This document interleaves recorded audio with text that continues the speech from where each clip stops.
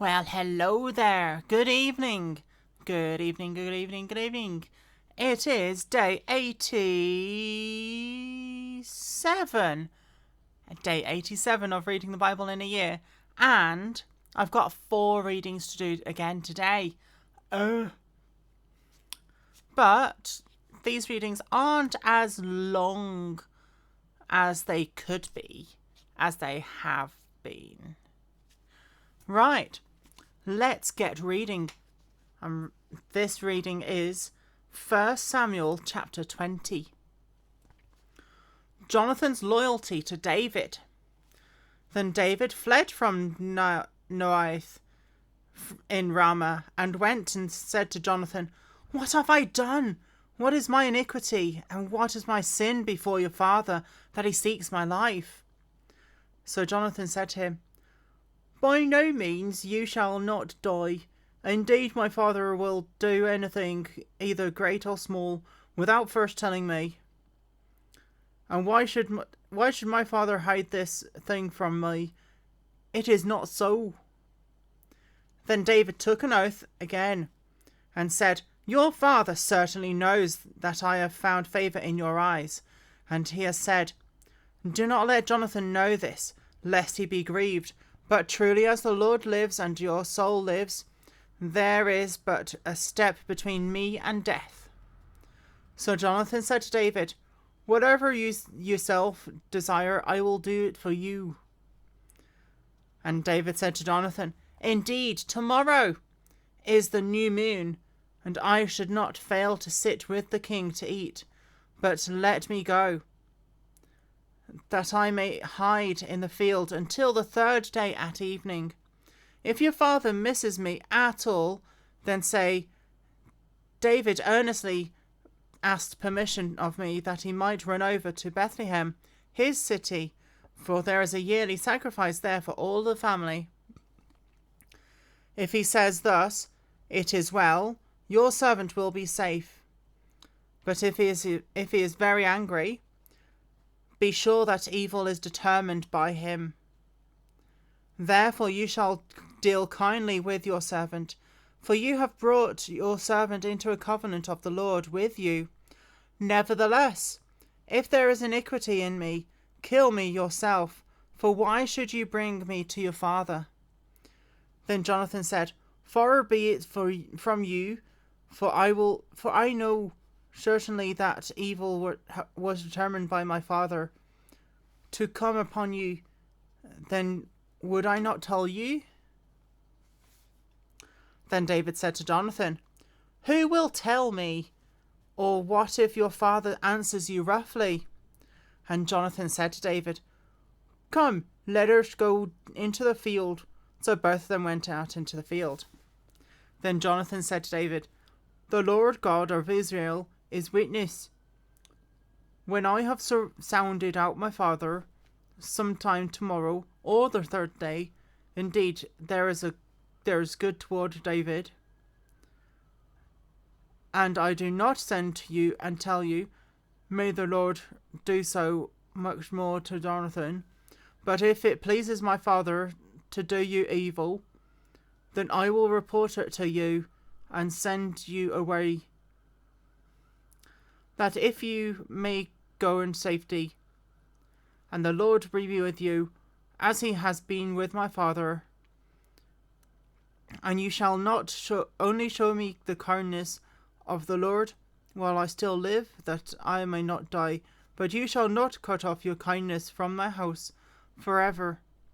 No, not when the Lord has cut off every one of the enemies of David from the face of the earth."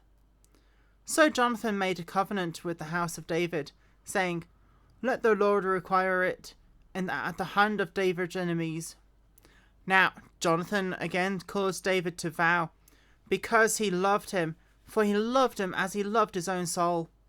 Then Jonathan said to David, "Tomorrow is the new moon, and you will be missed, because your sheep will be empty.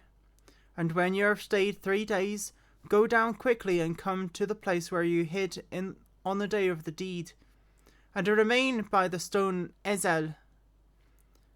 Then I will shoot 3 arrows at the side, as though I shot at a target. And there will send a lad, saying, Go find the arrows.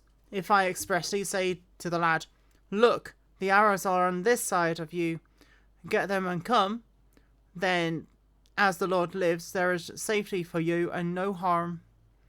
But if I say thus to the young man, Look, the arrows are beyond you, go your way, for the Lord has sent you away.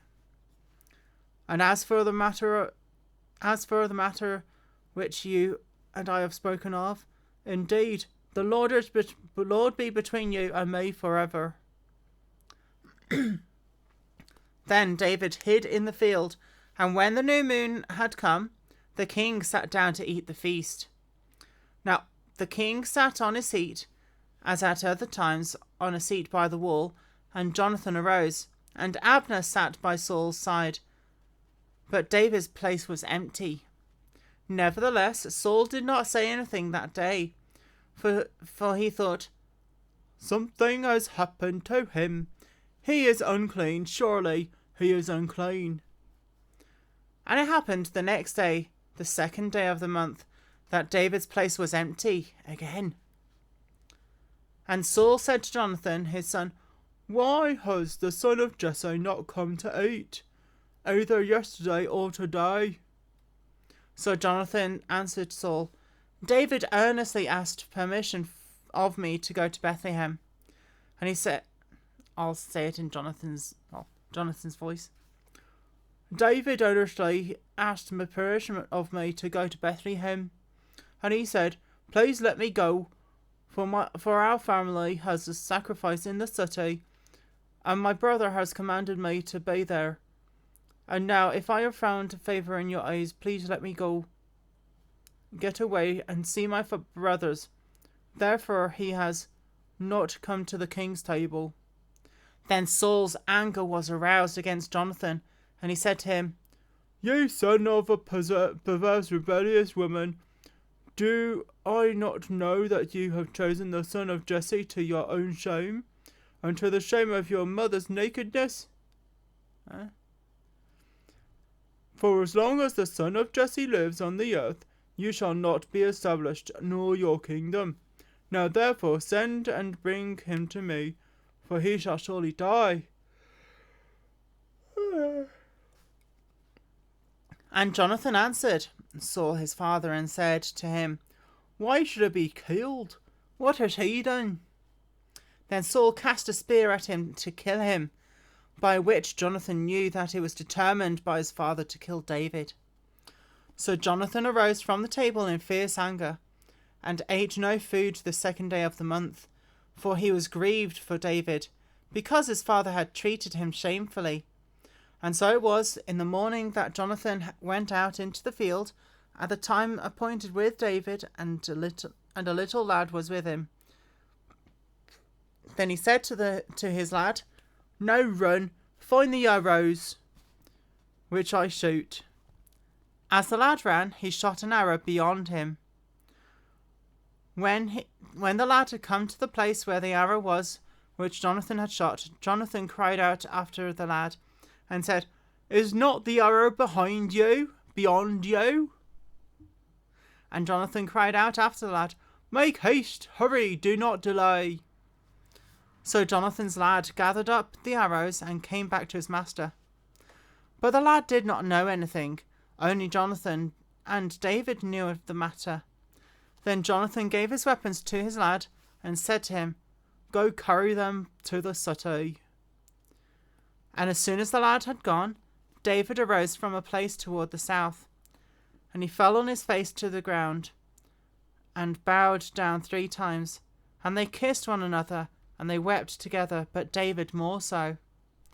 Then Jonathan said to David, Go in peace, since we have both sworn in the name of the Lord, saying, May the Lord be between you and me, and between your descendants and my descendants forever. So he arose and departed, and Jonathan went into the city. And